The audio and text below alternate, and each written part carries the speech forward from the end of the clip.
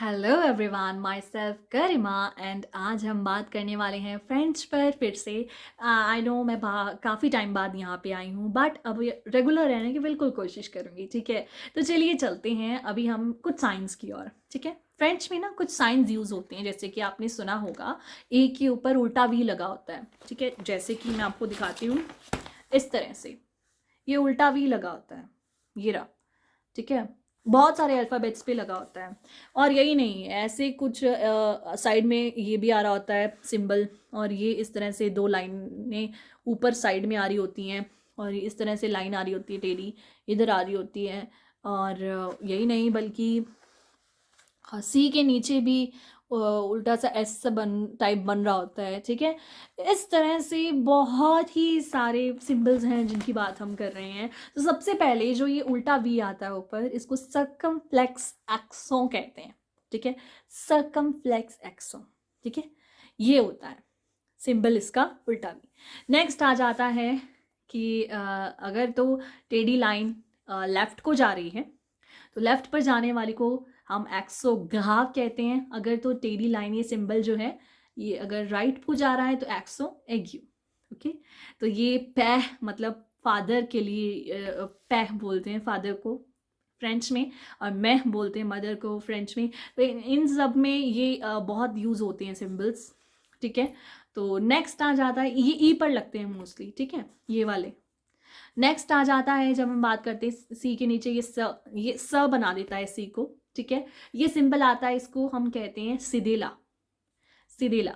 ठीक है, और इसी तरह से हम अगर इसकी बात करें तो अगर इस साइड पे दो लाइनें ऊपर आती हैं अल्फ़ाबेट के, तो थेमा, थेमा, टी से थेमा। ओके, और इस तरह से ही अगर ये साइड पे, ये तो इंग्लिश में भी होता है अपोस्ट्रोफ, अपोस्ट्रोफ। ओके, इस तरह से साइड में सिंबल लगा के लगा होता है। ठीक है, तो ये जो हैं सारे इस तरह के सिंबल होते हैं फ्रेंच में, जो कि हमें जानने ज़रूरी हैं। ठीक है, क्योंकि यूज़ करने होते हैं। तो फ्रांसेस में अगर आप करोगे ना, तो सी में नीचे सी के लगा होता है सिदेला का सिंबल, आप देखना फ्रांसेस की स्पेलिंग। ठीक है, नेक्स्ट है, आज हम करने वाले हैं जो स्पेशल है, वो है कि हम आज कुछ यहाँ पे अल्फ़ाबेट्स तो कर चुके हैं, लेकिन अब ना हम कुछ सेंटेंसेस करते हैं। ठीक है, तो हम सबसे पहले अगर आपको कहना है बोंजू, जैसा कि बोंजू होता है good day, good morning, good afternoon तक, ऐसे कहने के लिए यूज़ कर सकते हैं।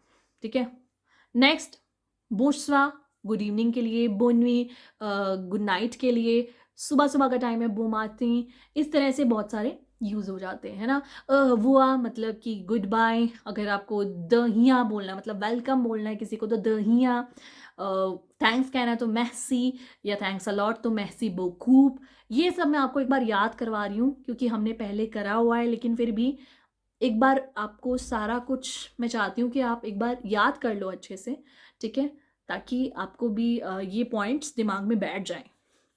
सो नेक्स्ट जो है हम अभी बात कर रहे हैं यहाँ पे, तो मैं आपको एक नया वर्ड सिखाती हूँ आज। मैं ज़्यादा आपको ना खींचूंगी नहीं चीज़ों को, हम धीरे धीरे, बिल्कुल धीरे धीरे चलेंगे। ठीक है, आज जो मैं आपको सिखा रही हूँ एक सिंपल सा वर्ड है। केक को क्या कहते हैं फ्रेंच में? केक को फ्रेंच में कहते हैं गातो, जी ए, ए के ऊपर वही सर्कमफ्लेक्स एक्सों उल्टा वी। ठीक है, टी मतलब ई आ यू। ठीक है, अब मैं एक्चुअली फ्रेंच में अल्फ़ाबेट्स को कैसे प्रोनाउंस किया जाता है ये आपको भी पता ही है, राइट। मैंने आपको बताया हुआ है। अभी पेन मेरा ख़त्म हो गया इंक, तो मैं आपको बता देती हूँ। मैंने लिखा था जी, जी को ज कहते हैं। ठीक है, और आ, ठीक है, ए को आ कहते हैं। यहाँ पे आ के ऊपर ये वी उल्टी है तो सर्कमफ्लेक्स एक्सो मतलब। ठीक है, उसके बाद ते, उसके बाद अ, उसके बाद आ, उसके बाद उ। ओके, मतलब कि यू को बोला गया है उ। ओके, तो मैंने बताया था कि आपको कैसे यूज़ करना है इनको। तो ये बन गया गातो, गातो। ठीक है, तो ये होता है केक, फ्रेंच में केक को गातो कहते हैं। ठीक है, इसी तरह से बहुत सारे ऐसे जैसे कि डिलीशियस, डिलीशियस बोला जाता है फ्रेंच में। अगर आप डिलीशियस को कहना चाहो, डिलीशियस गातो। ओके, इस तरह से हैं। तो इस पर हम आगे अभी सेंटेंसेस बनाएंगे बहुत सारे। मैं आपको गातू वर्ड पे सेंटेंसेस बना के दिखाऊंगी ताकि आपको धीरे धीरे आए। ठीक है, मैं इसलिए धीरे धीरे चला रही हूँ क्योंकि हमें जल्दी नहीं है यार, अच्छे से सीखना है। पूरा साल है हमारे पास, बट मैं चाहती हूँ आप बहुत सारी वोकैबुलरी, बहुत सारे सेंटेंसेस मेरे साथ धीरे धीरे चलते चलो। ग्रामर सब कुछ हम कवर करेंगे क्योंकि अभी मेरे को भी ज़्यादातर बेसिक्स का ही पता है।